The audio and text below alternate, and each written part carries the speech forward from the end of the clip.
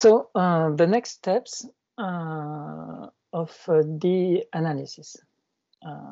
So there will be two parts. The first one would be a kind of a multimodal analysis, and the second part, as I was saying during the answering the questions, will be the sample merging, I would say. So the data I used them because they were site-seq data, and we additionally to the transcriptomic data, we have protein data. So Valentina presented this specific technology yesterday, so I'm not going to go too much into details, but we have in each cell information coming from RNA and protein. It's very easy to incorporate the two in the same object. So once again, it's a Seurat object, but it can be done with other type of objects, not necessarily Seurat. So when you read the technics data, you have actually two matrices. The first one, which contains the RNA information, that's the one I used for the first part of the analysis. And you can see here that you have a second matrix that contains the measurement of the protein level. So we can, in our existing object, add this matrix with a simple line of code, and we can show you here in the first 10 cells the different antibody that were used in this specific experiment. So that would be the protein we will be able to measure and compare. So what we can do with this added information, so we can use it to do the same type of analysis as we did for at the RNA level, of course. So all the steps from normalization, dimension reduction, and visualization. And you can see that with the same sample, we don't obtain the same UMAP in the end, okay? Which makes sense because the input is not the same. Here we used 2000 genes that we summarized. Here we're using 30-ish proteins, okay? So we have kind of less information. So in the end, the projection on the low space is a bit different. But though we can see that there are some clusters nicely identified. I don't think that's the best way to use this data. The best way to use this data is to have really added information on top of the RNA information. And what we can do, as we projected some gene expression on the UMAP space, we can also project now the protein expression. And this usually helps us to more clearly identify some clusters. So for instance, here I took the antibody related to the T lymphocytes that should express CD3. So you can see the difference of intensity when you look at the RNA level or the protein level. It's more clear using the protein level.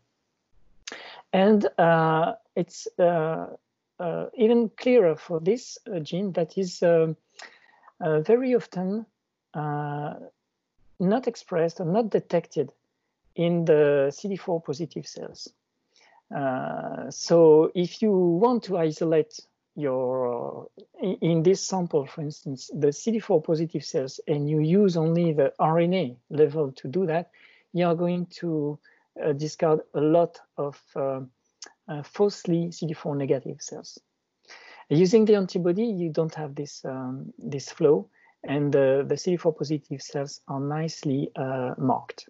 So this genes is what we call very often subject to dropout, the fact that the genes is not sequenced, and we end up with a 0 count, and hence the sparsity of the data I was mentioning in the first part of the talk. Same for the CD8 antibody. The cells are more clearly identified using the antibody than the RNA. So it can be a very helpful tool to clearly identify the clusters. So for instance, here I put back the cluster identity on top of the protein or RNA expression projected on the UMAP. You can use also the violin plot, this time plotting the protein level, again, just to identify the clusters expressing a specific antibody. And this helps to help the cluster identification. So in the end, this cluster that I was suspected to be maybe debris, we can see using the antigen and the protein, sorry, the protein expression that it corresponds to a subset of CD4 positive cells. Okay, so we can use this information to overcome some flaws that can come from the sparsity of the RNA data. Very, very helpful. Another useful added value of the protein level is that we can also distinguish between isoform variants that we cannot at the RNA level. Remember, this is technics genomics, so this is not full length. We don't have access at the different messenger variants. So when we take a PTPRC gene that encodes for CD45 protein, when we use the RNA information, we can see the cells expressing the genes, but we cannot distinguish between the two protein variants, which are CD45 RA that mark the naive lymphocytes, or the CD45 RO that marks the activated cells. So using the RNA, we can mark the naive and the activated, but with the added information of the protein level, we can now distinguish in this population which one are naive and which one are activated. So that's nicely added information. And as we were being able to do differential gene expression between clusters at the RNA level, we can do the same at the protein level for the different markers we have. And that's one example of multimodal analysis. Of course, there's many more we can do. Now for the batch correction and let's say more generally data integration. So the second part of the second talk. I'm just going to show you a few things I like to do and see when I do this kind of analysis. So first of all, the different samples should be processed separately and should be well characterized separately. So you're going from the row, you go through the different steps that we saw. You obtain your processed data. Now you can merge and combine this processed data. So I'm going to show you how I integrate the data without correction and with one method to correct the data. So here, I'm just merging the Seurat object. So that would be the part without any correction. And this is, how to say, this should always be compared to the corrected data anyway, to see to which extent you correct the data, or if it needs to be corrected. So I have two samples. That's the one that has been used in the previous analysis. And the small one here, composed of only a bit more than 500 genes cells, is also PBMC. Both are from the same chemistry, so technics V3. And so I'm just combining the two matrices, okay, together. No correction whatsoever. And I'm just doing I'm taking this combined data as a new sample and doing the process.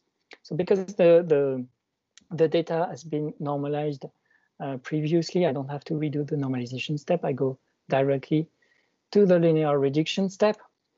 Here, I can pinpoint out the fact that you see it's the Venn diagram of the highly variable genes for the two samples, the first one and the second one. In each sample, I choose the same number of highly variable genes, 2,000. And here you can see that the intersection between the two is a bit more than 1,000. Okay, so these highly variable genes are specific to this sample and this one of this sample. They are not in the first 2,000 highly variable genes anyway. And to remove a little bit of noise, I'm taking this set of genes to run the linear reduction. So when I do that and I plot now the cells color-coded by their sample origin, well, you can see that it's not too bad because in both samples we have the same kind of projection, meaning that we see 3 clusters here in the 5K cells. We see 3 clusters in the 1K cells. But it looks like there's a slight shift in between both. Okay, so we'll see if it's problematic or not, because that's only the 2 first pieces. So maybe when we do more dimension reduction, this is kind of erased or mitigate. After the nonlinear reduction, so here I'm going faster because we saw all these steps in the first talk. After the nonlinear reduction, when I plot when I project the cell, the sample identity on the UMAP space, you see it's a little bit better than the PCA. There's more overlap, but there's still some gray cells that looks to be kind of not nicely homogenized with or harmonized with the orange one. Okay, so that's yeah, something you can see visually. So it's not too bad, but it's you know, when I see that, I'm saying, well, maybe this will form a cluster, and it will form a cluster just because it comes from this sample, and it shouldn't be. What should be essential to identify a cluster is the biological cell type, not the sample origin. When I apply the finding clusters algorithms on this data, I can see that I obtain 17 clusters. And just by looking at the eyes like that, it looks like yeah, remember the gray cells that were coming from the 1K sample, they look like they're just composing a distinct cluster here, and this one also. Remember these cells. So this is things you need to check. Your cluster once again should come from and should be established in in relationship with the similarity in transcriptomic expression, not by sample origin. So now what I did is just to separate the two samples on two different graphs, and indeed these green cells that were here and that were a bit suspect are only detected in this sample, along with these pink cells. There's very few pink cells in this one. So it looked good, but after a careful inspection, it looks like it does something that we don't really want. So let's try now to correct the data and see if we can have a more harmonized data set in the end. So here I'm just using because it's easy, because I'm using Seurat, the Seurat integration method. But once again, bear in mind that there's other correction methods that could have been used. But yeah, I just had the time to use this one. There's one step where Seurat is going to, the algorithm is going to choose by inspecting the highly variable genes, a set of genes that are going to be a set of genes that is going to be taken for the integration, and that's what I put here on this Venn diagram. So you see, you have the intersection in between the highly variable genes coming from the two samples, but also some specific sample-specific genes also. And to do the integration, so it's the same strategy as mutual nearest neighbor algorithm. So it tries to find pairs of cells that are similar, and use this pair of this pair of cells to correct and to harmonize the data. So that's what they call the anchors, and that's what it does through the canonical correlation analysis. And after having applying this algorithm, we can once again process the data through the dimensionality reduction steps and plot the PCA first to see if there's already a better integration of the data. And it looks like it is. So we have a much more overlapped and superposed data here. As you can see, so on this plot where the two samples are separated, it's more nicely superposed than when it's done without correction. And same for the UMAP. It doesn't look like we have, as we had before, clusters of gray cells not intertwined with the orange one. And this is the UMAP once again, with the two samples overlaid and the two here separated. It looks a bit better than without correction. Here I'm just plotting the UMAP, not corrected here and corrected here. And as I was mentioning here, you know, this pack of gray cells are more diffuse here, so which is an indication then that the data is more harmonized. When we now try to find clusters in this data, we have 16 clusters, which is the number we had with the 5K sample. So it makes a bit more sense. It looks like we don't have added clusters in our analysis.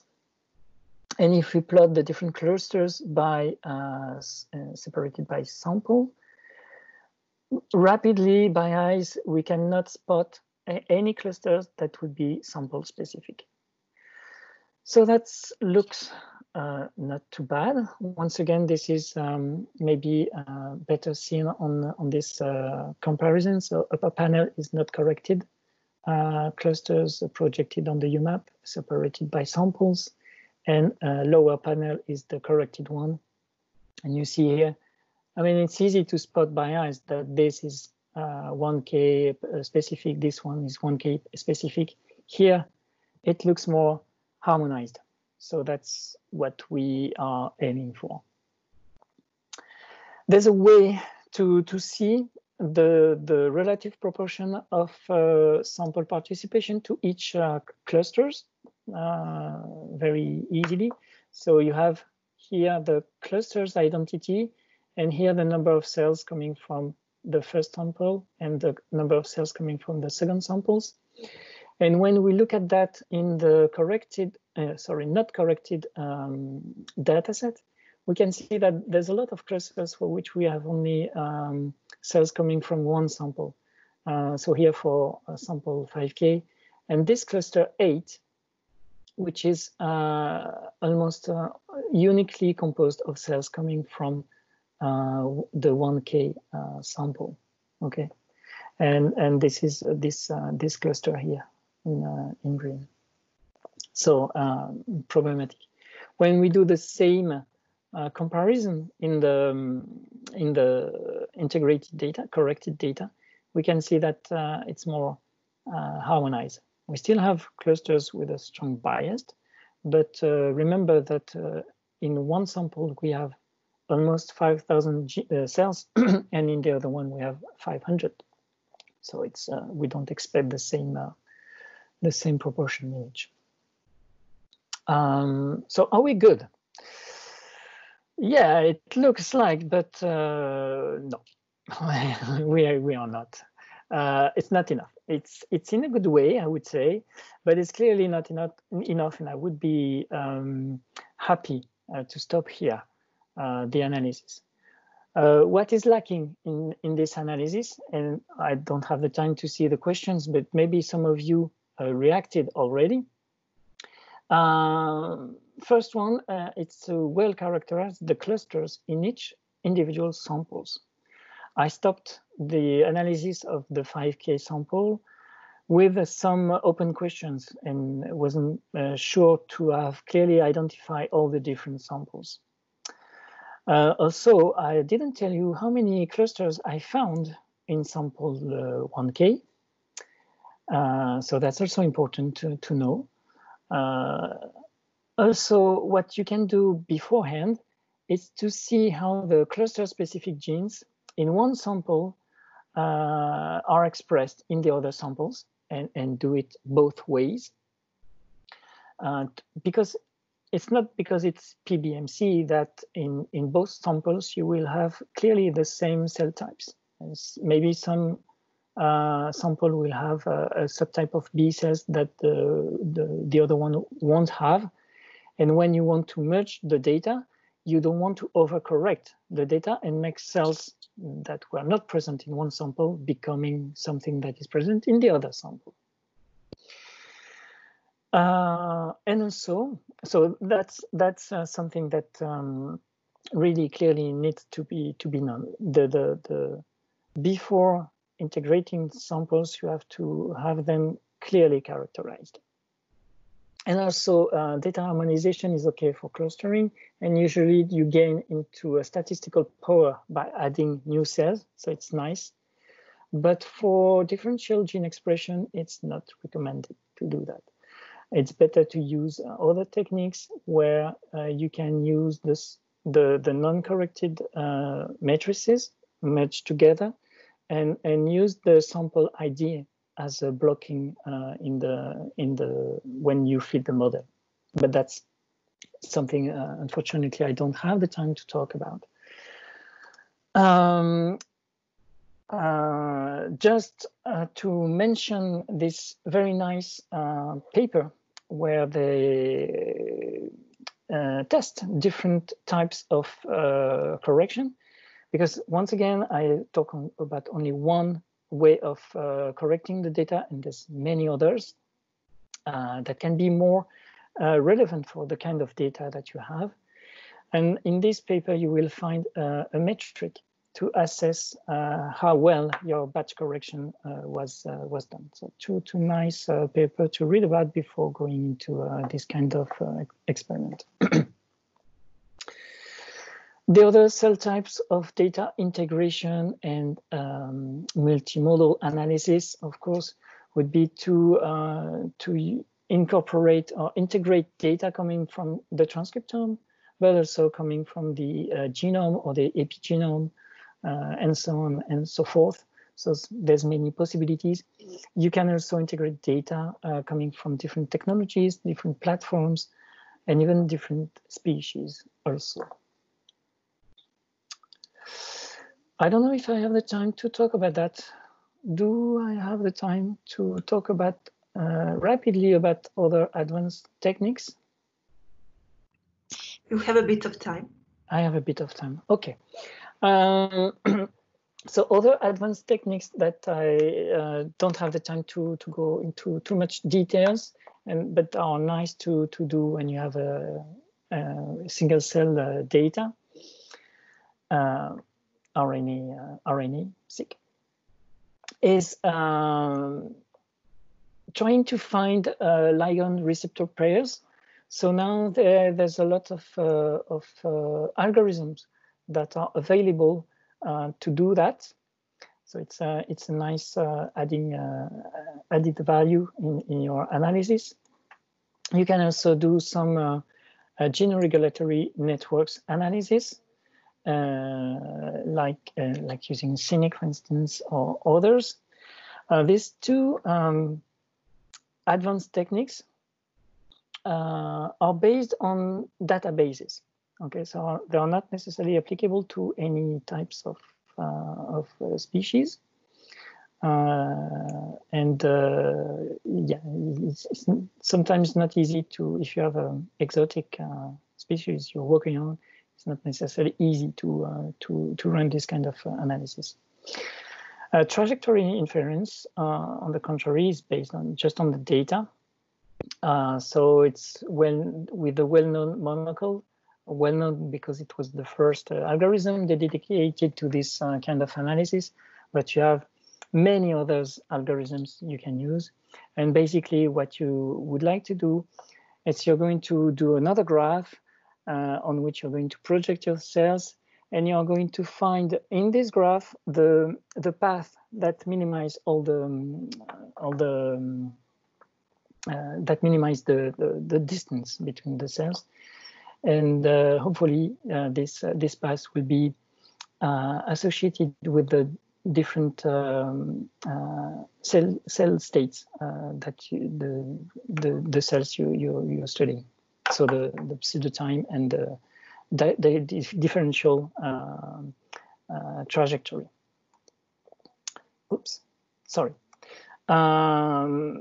There's two nice paper, because I don't have the time to talk about that, about trajectory inference. There's this one where they compare the different trajectory inference methods from Say's lab, and and this newly available paper where they benchmark algorithms for gene regulatory network analysis. So for me, I'm going to stop here, and I'm going to take questions if there are any.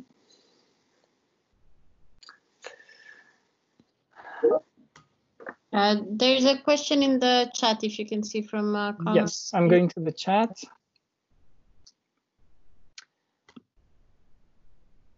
Combining samples when you should batch correct and when, okay, so that was, and that's also, of course, it depends on the biological question, but yeah, everything depends on the biological questions, that's for sure. So that's, okay, the answer from Bernd. A sample corrected counts matrix can be produced from multiple. Yes, it can. It can. When you use the aggregate sorry, can you just read the question to everybody? Maybe not everybody. Sorry, I was reading, but in my head, and fortunately for you, you're not in my head. So the question is: a sample corrected counts matrix can be produced from multiple same technics data using the cell ranger aggregate function, which is true. It is true. What it does, it combines the data and do a bit of downsampling. So you might lose a bit of information in that. It homogenizes the data by downsampling it, which is something you can do afterwards if that's something you want to do. So I prefer not using that, even though that's the way I was merging the data when I first started to do single cell analysis. Now I stopped doing that to have just more options in the way I want to integrate the data. Is it better to take the raw counts file from individual samples and perform your own batch correction in Seurat, for example? So I didn't talk about that, but in any case, I'm using the raw. You mean the raw counts? And so that's something you can do, for instance, using lemma and the VUM transformation. So you start from the raw data and you adjust the corrected data on using lemma and VUM. So that's possible. Here, Seurat use directly the normalized data.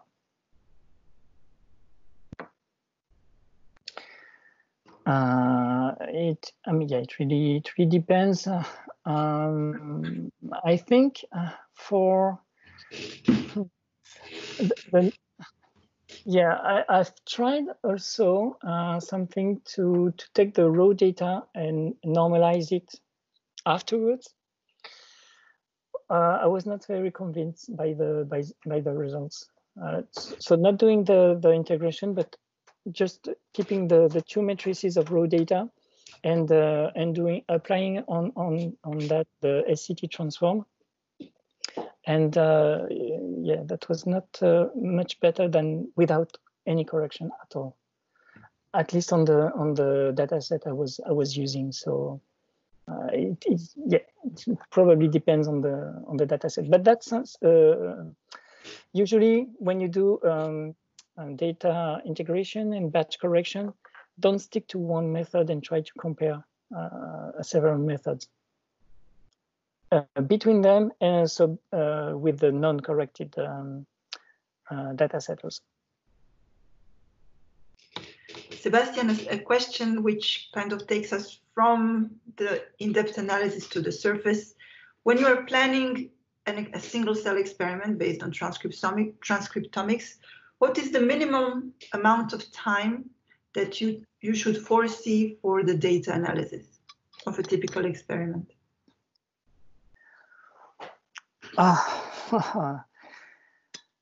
It can be endless, because there's so many steps and there's so many things you can fine-tune and compare in the end. It can be endless. It really depends on if it's the degree of exploration you want to do in your data. If it's a completely new data set with not well-known and not well-characterized cells, or cells that are very difficult to obtain, it's going to be way more difficult than if you want to analyze PBMCs. So because there's a lot of things published on this type of cells, if you have not a lot of information about your own data, it's going to be it can be a long process. The thing is, and if the take-home message would be, it's super easy to have a graph, as I showed you today. It's a matter of days, I think, or maybe a few hours. But what is time consuming is to check that what you see is biologically meaningful. There is another question from Anne. I guess data integration is performed between samples of a given experiment, as well as, yes. So data integration can be performed at different levels, and you are not necessarily going to use the same tools. Say you have samples coming from mouse with not a lot of with how to say not a lot of variation between the different individuals. You may have straight away a nice data set integrated without doing any correction or very slight correction. Now, if you work on human samples and coming from tumor or cancer, then it's more complicated. And sometimes samples coming from the triplicates from a same experiment using the aggregate cell ranger function or just combining the matrices would be enough. That's why I always start with what the data looks like without any correction. And with the graph I showed you, the PCA and the UMAP, you can estimate if you need to correct the data or not. This is difficult to foresee, just like that. Thank you. Are there any other questions? I have a small question. Just with the technologies that we are using now with the droplet system, in which we cannot select out doublets, is there important or relevant at the level of the analysis to find a right tool to identify them? Yes, it is. Yeah, because you, as much as possible, want to discard them. So I showed a very simple way to do that based on the UMI and number of genes count, but it's very rough, I would say. Now there are dedicated algorithms to do this kind of analysis. Yeah, it's you can use them as an indicator. And it's always possible to spot, and as I was showing, you can tag a barcode as a potential duplicate, and you can follow it throughout the analysis. So in the end, if you have clusters of cells that are together because they are potentially clusters, then maybe they should be discarded. Yes, so that's an information that you can add in the metadata and follow it up if you don't want to be too stringent at the beginning. Because I'm saying that because the different algorithms can give different output, and yeah, it's difficult. It's difficult to rely only on them. It's also something that needs to be tested. Thank you, Sebastien.